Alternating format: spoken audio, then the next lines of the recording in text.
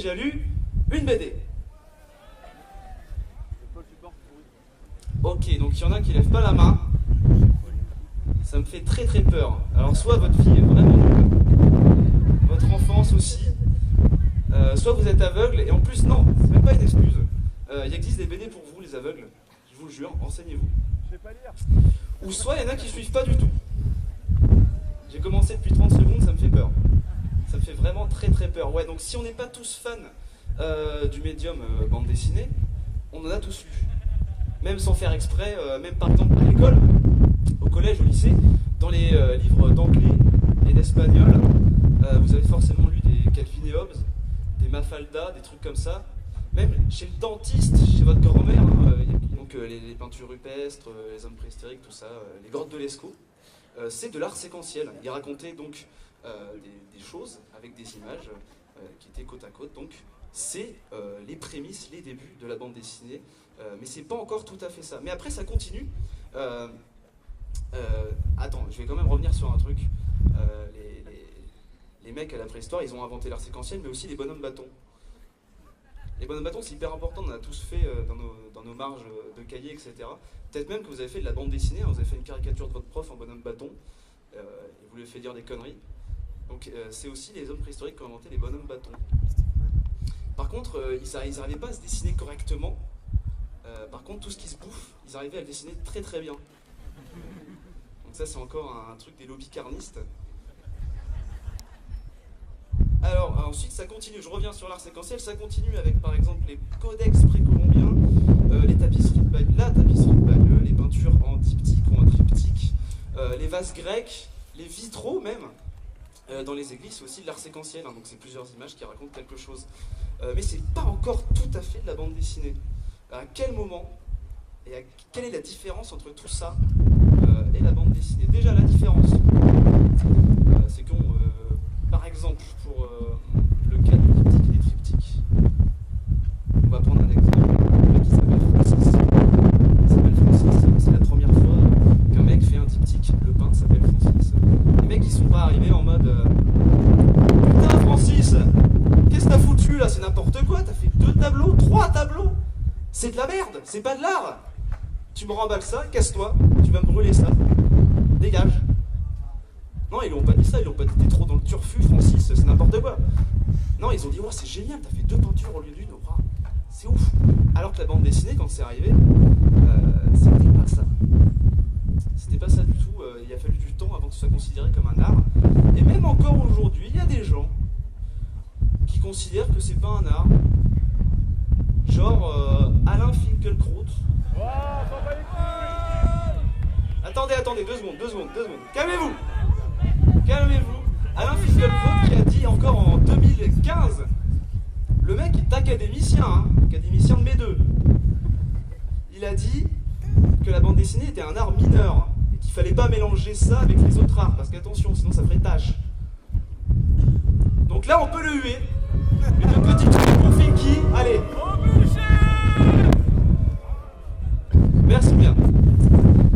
Il y a une petite pression parce que moi c'était ma première conférence. Oui, oui, je sais, l'année dernière tu étais. Non, ça va, tu t'es bien débrouillé. Cool. C'était plutôt cool. Oui, c'était un peu décousu, j'ai l'imprestion. Oh, tu as essayé de faire comme t'as pu, non, mais ça va. T'as suivi. Oui, il a suivi, oui. Après, j'imagine que les dates et les noms. Après, il y a eu certains noms. À un moment où tu commences à parler de culture et d'histoire. De toute façon, c'est bien quelqu'un qui a comment. C'est un peu prof d'histoire, c'est chiant.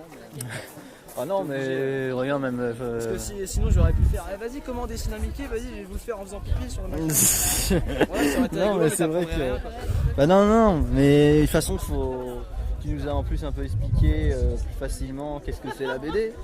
Par rapport à Wikipédia qui, oui, comme tu disais, nous balance des mots, tu comprends pas en fait ce que ça veut dire. Et ça... Après, en vrai, l'article sur Wikipédia il est comme ça. Hein. Oui, c'est trop long. C'est trop long. Là, tout ce que j'ai dit, c'était juste l'intro. Ouais, c'était un petit résumé. Tu fais... Oui. D'accord, ouais, non. Si j'y connais rien, je fais comment? Moi, je crois que quand même les BD que j'aurais préféré, moi je crois que ça aurait été malgré tout l'Astérix Obélix. Ouais.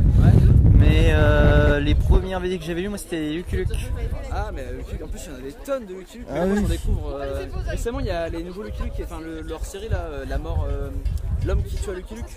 Oui, la mort. Tu l'as lu? Non, je l'ai pas lu, mais ça a l'air Il est super. énormissime. C'est la BD que je conseillerais en 2016. Comme ça, pour moi, c'est pas une question de. Ça, c'est une question d'outil. Ce qui va être vraiment amené à évoluer dans ces années-là, c'est comment les jeux vont être faits, dans quel objectif, ce qu'ils vont raconter. Surtout. Je pense que dans leur manière de rapprocher les gens ensemble, même par exemple, si vous regardez Mario Kart et un jeu multi-joueur d'aujourd'hui, vous vous rendez compte qu'il y a des jeux qui sont 1000 fois plus intéressants à jouer que Mario Kart à plusieurs, parce qu'ils ont été conçus pour être plus rapides à prendre en main, plus rapides à jouer, que le fun arrive immédiatement. Et je pense qu'on va être sur cette évolution de la relation avec le joueur, avec les joueurs, et de comment ils vont appréhender leur prochaine partie. On fait des parties qui sont de plus en plus courtes, les jeux sont plus calibrés à faire 6 heures, 7 heures. Je pense qu'on est en train de se formater, et c'est pas forcément bon, mais Nintendo au moins apporte ce truc de dire on va pas faire comme tout le monde. Et avec un jeu comme le dernier Zelda, sur lequel on va pas passer seulement 6 heures, et ça va pas seulement être un open world qui remplit toutes les conditions de l'open world, c'est quelque chose qui propose plus. Bah, je pense qu'on peut remercier Nintendo d'être là pour ça. Après, les autres. Perso, je suis détracté, j'hésitais à vous faire une espèce de performance contemporaine en dormant devant vous pendant un quart d'heure. C'est là, c'est le tas de. C'est ça. Je vais rester ici. Et donc, comme vous avez vu sûrement sur ce joyeux programme, le thème de la conférence aujourd'hui, c'est l'histoire de cinéma. Il y a une coquille sur le programme, c'est de cinéma. Je ne suis pas pour parler de l'histoire du cinéma au sens large. La vie, vous avez 15 minutes, donc c'est un peu compliqué. Là, j'ai mis un petit S entre parenthèses, tout simplement parce que des histoires, enfin, l'histoire du cinéma, il n'y en a pas qu'une, véritablement. Comme vous n'êtes pas sans savoir, c'est souvent les vainqueurs qui écrivent l'histoire, et l'histoire du cinéma ne coupe pas à ça.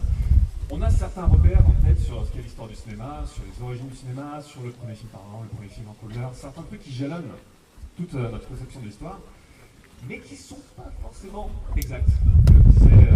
C'est pas